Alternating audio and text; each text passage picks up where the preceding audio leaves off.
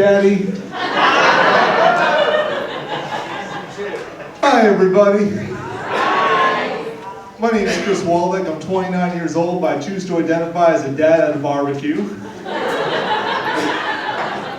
Easy transition for me. Simply went from propane all the way to charcoal.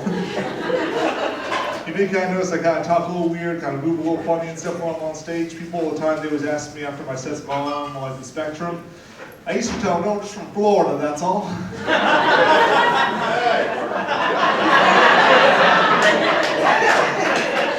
You see, because in Florida, it always made me like the talk of the town, the good old boy, like whenever I moved around, talk like this. And as soon as I moved out of Florida, everywhere else they just call it autism. And don't get me wrong, I don't have an issue with being autistic. I'm just always worried that I'm going to make the autistic kids look bad. Oh yeah, you guys know, because they got a reputation. They're good at stuff. You know, like, I feel like I got more of the negative aspects than the positive aspects of autism. Like, for example, I can't help you out with your math homework, but I can make you feel more comfortable about your handshake. Yeah. Like I look like I should be good at stuff and smart. Like, people are all the time asking me to fix their technology. I'm like, guys, if you ask me to fix your computer, I'm just going to return you more porn on than before. I actually did have a horrible porn addiction growing up. No one is surprised by that at all. But yeah, hard times indeed.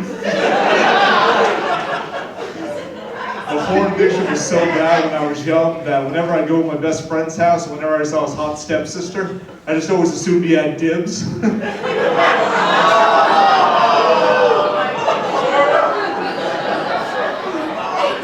It was even more awkward when like when I'm an adult and I had porn addiction, because I literally, like, now you have data you got to worry about. I went on Disney Plus and I watched Pinocchio just one time. And the next thing I know, on Pornhub, I got 6 straight pages of marionette puppet pornography. And I'm just like, as a millennial, how am I supposed to enjoy this? All my relationships are no strings attached. Yeah, I appreciate that. That's the cleanest porn joke you'll ever hear. I know, you guys are just listening to this right now and you're like thinking in your head, man, this is the most awkward State Farm presentation I've ever given.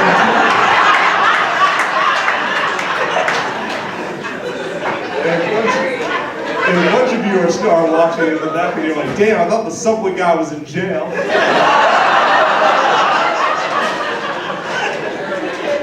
Wait, I'm not the subway guy, but baby ladies are single. Well, I can't promise you a foot long, maybe at least a 6 inch.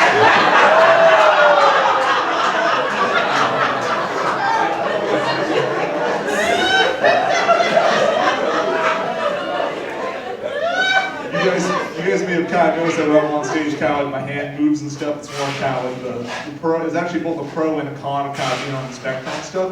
On the one hand, it's always good because if ever one of my jokes doesn't land, I always got one hand clapping for me. But on the other hand, it makes it hard for me to talk to women because, well, that's right. Look, I'm just way too eager to think badly and shit, a bitch. Oh my God, I appreciate that. It's been a long time since we got that much noise for a bunch of women. Thank you so much. But yeah, I'd be at like rock concerts and I'd be like, hey girl, you like metal? So I can show you a 5-finger death punch.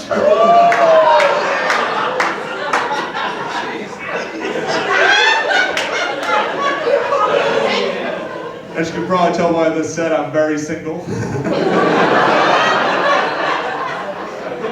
In fact, I actually have a close relationship with the stock market that I do with most women. Because at least the stock market will go down on me.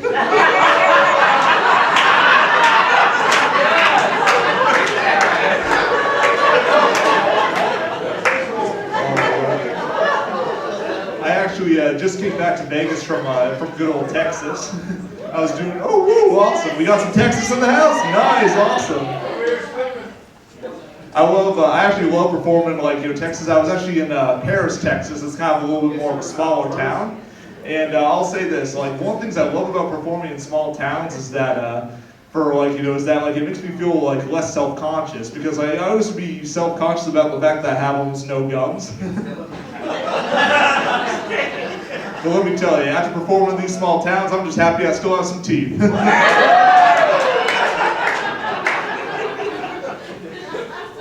I actually, I'll leave you guys on this one. I actually used to, you probably know that I'm kind of like, an odd looking dude when I'm on stage. But being this odd looking kind of has its benefits. It makes me the perfect Uber driver. Because when you see a guy like me giving you a ride, you know you're going to your final destination. I appreciate how hot this audience has been. If you didn't laugh at this, thank you for making this an awkward Make-A-Wish. Thank you guys for making some noise. And also keep the rest of the comments in your host.